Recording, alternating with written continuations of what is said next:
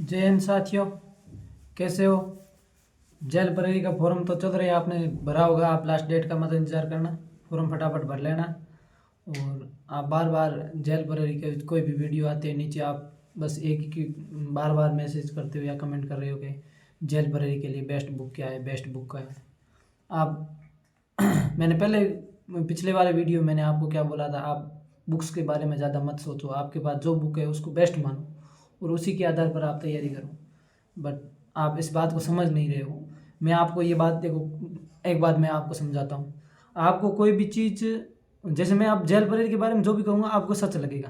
क्यों? क्योंकि अभी आपको जेल परेड की तैयारी कर रहे हो, आपको इस चीज़ का मतलब ज़रूरत है। जैसे अपन सैड होते हैं या दुखी होते हैं तो अपन को जो सैड सॉन्ग होते हैं वो सुनना पसंद आता है। तो इसी तरह आप अभी जेल परेड की तैयारी कर रहे हो तो जेल परेड का कोई भी वीडियो आता है तो आप उसको देखना पसंद करोगे। लेकिन हकीकत में क्या होता है मैं आपको सुनाता हूँ। देखो, मेरे को ना तो कोई कोर्स बेचना है, ना तो मेरे को कोई टेस्ट सीरीज देनी है, ठीक है ना? तो आप, मैं जो बात कह रहा हूँ उस बात को आप समझो। देखो, इसमें सबसे पहले तीन सिलेबस है, मतलब तीन पार्ट है।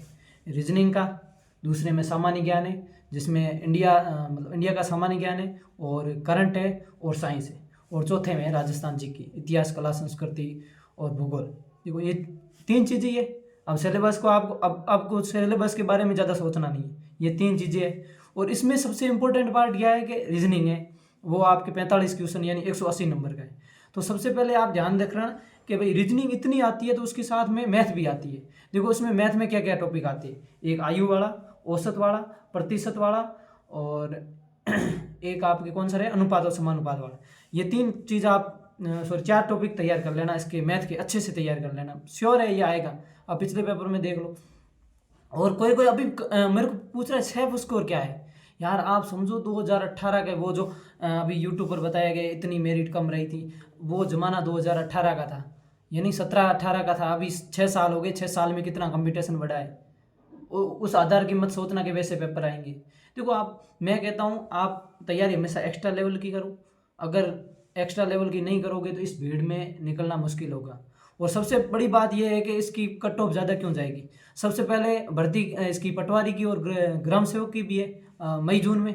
तो वो भी एग्ज़ाम तो वही देंगे, नॉन इसमें जेल ब्रेरी का ऐसे तो है नहीं, वो नहीं देंगे। तो इसलिए ये मत सोचना कि हमारा कंपटीशन सिर्फ हम जेल ब्रेरी की तैयारी कर रहे हैं उसी में। तो सबसे पहले अब विस्तृत से बात करते हैं बुक्स के बारे में कि आपको क्या क्या पढ़नी है।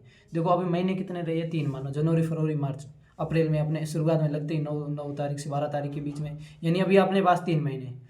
अब मैं आपको बेहतर कह देता हूँ कि लुसेंट लेके आ जाओ, वो लेके आओ, क्या आप 3 महीनों में इतना पढ़ पाओगे? आप सोचो, खुद सोचो, आप खुद सोचो, आप इतने बुक्स के बारे में क्यों सोच रहे हो इतना। देखो, मैं आपको सबसे आज सीधा तरीका बताता हूँ। अगर आपके अभी मतलब आपके बेसिक वगैरह अच्छे से तैयारी की हुई है और आप प्रैक्टिस के लिए अभी प्रैक्टिस करो, प्रैक्टिस के लिए मैं आपको बता देता हूँ क्या क्या पढ़ना है। देखो, सबसे पहले रीजनिंग। रीजनिंग के लिए आप कोई भी अच्छे से कोई भी बुक लेके आओ, कोई भी, चाहे मथुरिया लेके आओ या फिर कोई जो एसएससी की तैयारी करवा रहे हो उसकी लाओ, और उस हिसाब से तैयारी करो। और मैथ के टॉपिक 4 मैंने बता दिए, एक बार और भी सुन लो। आयु है, औसत है, और प्रतिशत है, और अनुपात और समानुपात है। ये 4 चीज़ें कर लेना, इसमें से क्वेश्चन मिल जाएगा। और उसके बाद में आप सामान्य इंडिया जीके के लिए, इंडिया जीके के लिए आप दिशा लेके आ जाओ। उसमें आपको सारे प्रीवियस ईयर क्वेश्चन मिल जाएंगे और उसमें सब कुछ मिल जाएगा, आप देख लेना एक बार। और उसके बाद में आप इसके साइंस साइंस और करंट जीके बहुत बढ़िया से पढ़ लेना। साइंस और करंट जीके बहुत अच्छा आता है। सिलेक्शन में सबसे बड़ा रोल मैं यही बताऊंगा, मतलब जो सिलेक्शन देने की जो होती है ना, वो इसी पर आधार पर बनेगा। क्योंकि रीजनिंग वगैरह सब तो कर ही लेंगे वैसे, मतलब एवरेज एवरेज। जो साइंस और करंट जीके आप अच्छे से करोगे ना तो आपका बहुत बढ़िया स्कोर हो जाएगा। तो आप करंट और इसको साइंस को इग्नोर मत करना बिल्कुल भी, उसकी तैयारी वो साथ अच्छे से रखना। और रही राजस्थान जीके की, राजस्थान जी के पास आपके जो शॉर्ट नोट्स है, जो आप जो तैयारी कर रहे थे उसको कंटिन्यूज रखो। और प्रैक्टिस के लिए आप दिशा पढ़िए तो दिशा पढ़ लो। और नाथ पब्लिकेशन आती है पर्सनल बैंक वाली, थ्योरी की बात नहीं कर रहा हूँ मैं, ओनली ऑब्जेक्टिव की बात कर रहा हूँ। और उसके बाद में मूमल भी आती है, आपको जो भी पसंद है इसमें से कोई भी प्रैक्टिस के लिए दे दो। और टेस्ट हमेशा देते रहो। 7 दिन में कम से कम ये मानो कि 3 और 4 टेस्ट तो आपको देने ही, और ईमानदारी से देने। चाहे ऑनलाइन दो, चाहे ऑफलाइन दो, चाहे बुक लेके आओ या फिर किसी का टेस्ट सीरीज ले लो। प्रैक्टिस हमेशा करते रहना।